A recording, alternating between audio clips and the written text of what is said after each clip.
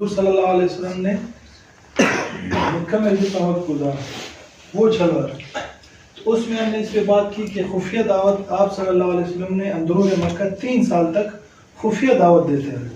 اب جب آپ صلی اللہ علیہ وسلم نے اعلانیہ دعوت کی 7 سال تک، جیسے میں نے آپ کو کہا کہ آپ صلی اللہ علیہ وسلم کے ساتھ جنہوں نے حمایت کی ان کو بھی انہوں نے تکلیفیں دینا شروع کر دی۔ حضرت بلال رضی اللہ تعالیٰ عنہ کو تپتی ہوئے ریت پہ لٹا کر اس کے اوپر بڑا پتھر رکھا جاتا تھا، خباب بن عرب رضی اللہ تعالیٰ عنہ کو گھسیٹا جاتا تھا، انگاروں پہ بہت ساری تکلیفیں پہنچائی۔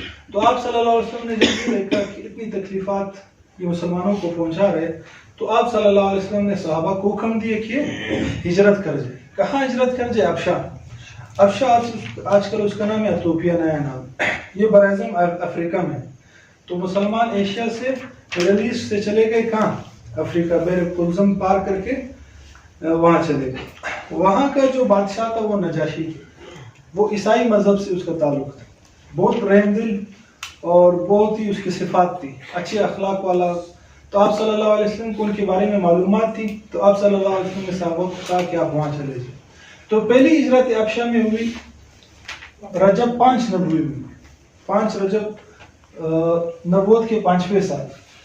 11 مرد تھے، 5 عورتیں تھیں، ٹھیک ہے۔ عورتوں میں جو حضرت رقیہ رضی اللہ تعالیٰ عنہ جو آپ صلی اللہ علیہ وسلم کی صاحبزادی، وہ بھی آپ صلی اللہ علیہ وسلم کی صاحبزادی، اور ان کے داماد عثمان بن عفان یہ بھی ساتھ تھے۔ اب امیر ان کا کون تھا؟ 2 روایت، ایک یہ کہ عثمان بن عفان تھے، عثمان رضی اللہ تعالیٰ عنہ جو عثمان غنی کے نام سے مشہور ہے، دوسرا عثمان بن مظعون، ان دونوں میں سے ایک امیر، ٹھیک ہے۔ یہ لوگ گئے نجاشی کے دربار میں، وہاں انہوں نے پناہ لی۔ پھر کیا ہوا؟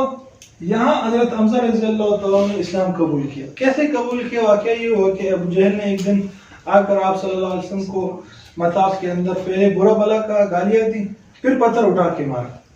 تو آپ صلی اللہ علیہ وسلم زخمی ہو گئے، گھر چلے گئے۔ حضرت حمزہ اشکار پہ گئے ہوئے تھے۔ اشکار سے جب واپس آئے تو کسی نے بتایا کہ بھائی آپ کے بھتیجے کو ابو جہل نے پہلے برا بلا کہا، پھر اس کو پتھر مارا۔ تو غصے میں آ گئے اور غصے میں اپنا نیزہ اٹھا کے مطاف چلے گئے۔ مطاف جہاں طواف کیا جاتا ہے اس کو مطاف کہتے ہیں۔ وہاں گئے، ابو جہل سرداروں کے ساتھ بیٹھے ہوئے تھے، انہوں نے ان کو گریبان سے پکڑا اور ایک نیزہ مارا اور کہا کہ تم نے میرے بھتیجے کے ساتھ جو سلوک کیا اس کی خبر مجھے پہنچ گئی، تمہیں پتہ نہیں ہے کہ میں بھی اس کے دین پر ہوں۔ جذبات میں یہ کہا، ارادہ نہیں تھا۔ یہ کہنے کے بعد خود بھی حیران ہوں گے کہ میں نے کیا کہا۔ پھر چلے گئے گھر، سوچتے رہے کہ اللہ رب العزت نے ان کا دل اسلام کے لیے کھول دیا اور انہوں نے بھی اسلام قبول کیا۔ یہ حضرت حمزہ اسد اللہ جو اللہ کے شیر کے نام سے مشہور ہے، ان کا اسلام ہوا۔ پھر حضرت عمر رضی اللہ تعالیٰ عنہ وہ ایک دن آئے اور تلوار لے کر کہ میں تو ونعوذ باللہ حضور صلی اللہ علیہ وسلم کو قتل کرنے جا رہا ہوں۔ تو سارے جو قریش کے سردار تھے بہت خوش ہو گئے، کہا کہ تم یہ کام کر سکتے اور کوئی نہیں کر سکتا۔ راستے میں آ رہے تھے تو ابو نعیم ایک صحابی ہے، وہ ملے، کہا کہ کہاں کا ارادہ ہے؟ انہوں نے کہا یہ ارادہ ہے کہ حضور کو تو ونعوذ باللہ قتل کرنا ہے۔ تو انہوں نے کہا کہ تو اس کو قتل کرنے سے پہلے اپنے گھر کی خبر لے لو۔ اس نے کہا کیا ہوا ہے میرے گھر کو؟ تو اس سے لڑنے لگے۔ لڑائی سے پہلے انہوں نے کہا کہ اپنے گھر کی خبر لے لو، تو وہ انہوں نے کہا کہ جا کے اپنے گھر کی خبر لے لو۔ تو وہ جب گئے اپنی بہن کے گھر، تو ان کے بہنوئی سعید رضی اللہ تعالیٰ عنہ، وہ اور ان کی بہن فاطمہ رضی اللہ تعالیٰ عنہ یہ قرآن کی تعلیم حاصل کر رہے تھے۔ خباب رضی اللہ تعالیٰ عنہ ان کو قرآن کی تعلیم دے رہے تھے۔ جب حضرت عمر کی خبر سنی، خباب رضی اللہ تعالیٰ عنہ چھپ گئے، یہ دونوں ادھری سورہ طٰہٰ کی کچھ آیتیں پڑھ رہے تھے، ٹھیک ہے۔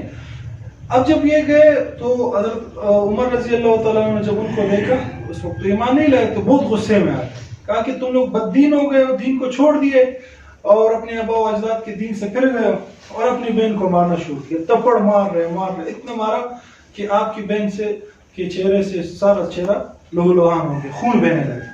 جب خون بہنے لگا، حضرت فاطمہ نے کہا کہ میں چاہے میری جان بھی لے لو، میں اسلام سے نہیں ہٹوں۔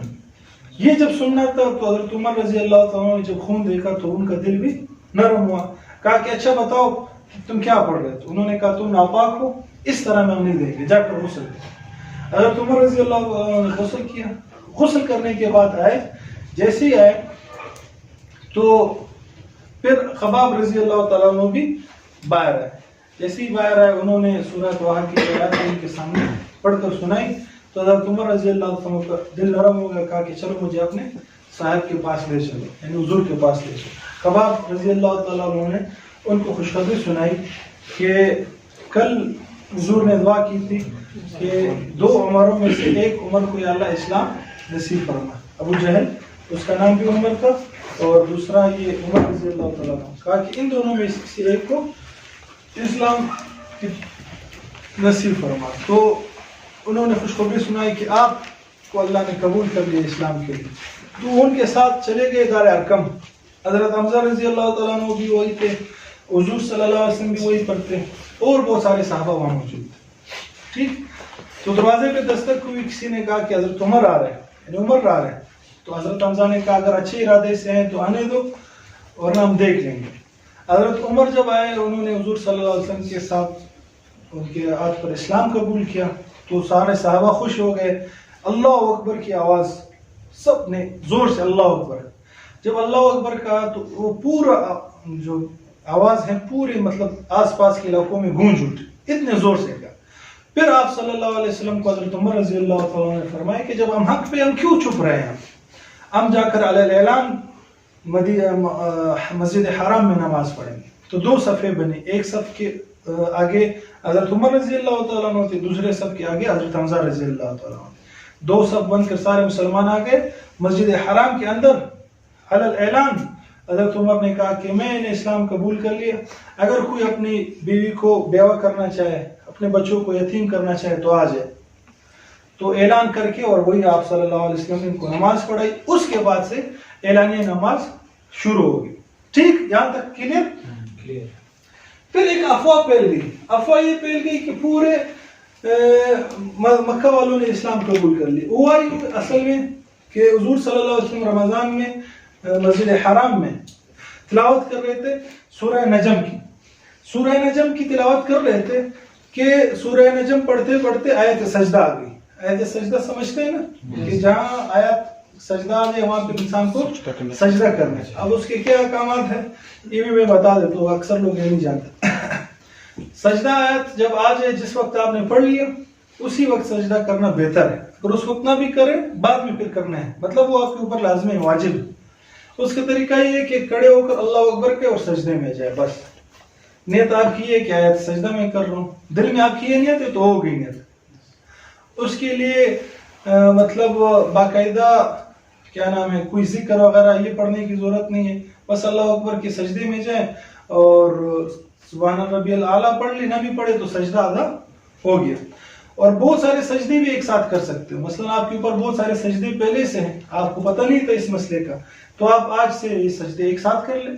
10 ایک ساتھ کر لیں, 20 ایک ساتھ کر لیں, 14 ایک ساتھ کر لیں, اندازاً کہ جتنے آپ نے قرآن ختم کیے. قرآن میں کتنے سجدے؟ 14 سجدے. ایک قرآن ختم کرنے کے بعد 14 سجدے ایک ساتھ بھی آپ کر سکتے, لیکن بہتر ہوئی کہ اسی وقت کریں. 3 اوقات میں نہیں کر سکتے, جب سورج طلوع ہو رہا ہو, سورج غروب ہو رہا ہو اور سورج درمیان زوال کا جو وقت ہے اس وقت. ان 3 اوقات میں سجدہ نہیں کر سکتے, باقی ہر وقت سجدہ کر سکتے. تو آپ صلی اللہ علیہ وسلم جب آیت سجدہ پڑھی تو سجدے میں چلے گئے, سارے صحابہ چلے گئے. آس پاس ایسا ماحول کریٹ ہو گیا, ایسا ماحول پیدا ہو گیا کہ جتنے قریش کے کفار تھے وہ بیٹھے ہوئے تھے وہ بھی سجدے میں چلے گئے. ایک شخص کے علاوہ باقی سب سجدے میں چلے گئے. ابھی وہ شخص کون تھا ان کا نام تذکرہ نہیں ہوا ہے, اس کے پیچھے نہیں پڑھو کہ کون تھا, اسی چیزوں میں ہم پڑے رہتے کہ وہ کون. تو سب سجدے میں چلے گئے. یہاں لوگوں نے دیکھ لیا کہ حضرت عمر بھی مسلمان ہو گئے, حضرت حمزہ بھی مسلمان ہو گئے, تو لوگ سمجھے کہ سارا مکہ ہی مسلمان ہو گیا. افواہ پھیل گئی. افواہ جو مہاجرین گئے ہوئے تھے ابشر ان تک بات پہنچ گئی کہ سارا مکہ مسلمان ہو گئے, تو وہ واپس آئے ابشر سے.